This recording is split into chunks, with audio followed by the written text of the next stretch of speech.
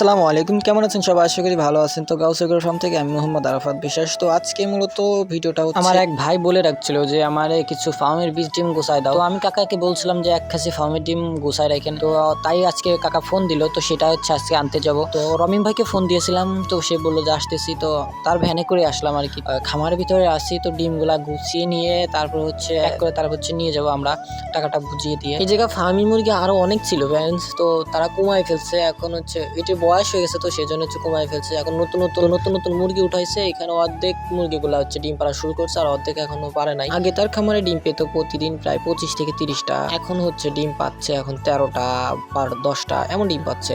মুরগিও কমে গেছে এবং ডিমের প্রোডাকশনও কমে গেছে, কারণ এখন ঋতু পরিবর্তন হচ্ছে। যেহেতু আমার খামারের ডিমের প্রোডাকশনও কমে গেছে। আগে হচ্ছে ডিম পাইতাম 13টা 14টা করে, সব পিওর দেশি। তো প্যারেন্টস আছে হচ্ছে 20টা মুরগি আছে, ওইখান থেকে হচ্ছে 13টা 12টা এমন ডিম পাইতাম। তো এখন হচ্ছে ডিমের প্রোডাকশন অনেক কমে গেছে, এখন প্রতিদিনে 6টা 7টা এমন ডিম পারতেছে। তো কাকার ডিমের টাকাটা পরিশোধ করে দিয়ে এখন হচ্ছে আমরা বেরিয়ে পড়ছি বাসার উদ্দেশ্যে। তো রমিম ভাই আমাকে নামিয়ে দিয়ে তারপর হচ্ছে ডিম আবার চলে যাবে। তো সবাই দোয়া করবেন। খুদা হাফেজ। আসসালামু আলাইকুম ওয়া রাহমাতুল্লাহি ওয়া বারাকাতুহু।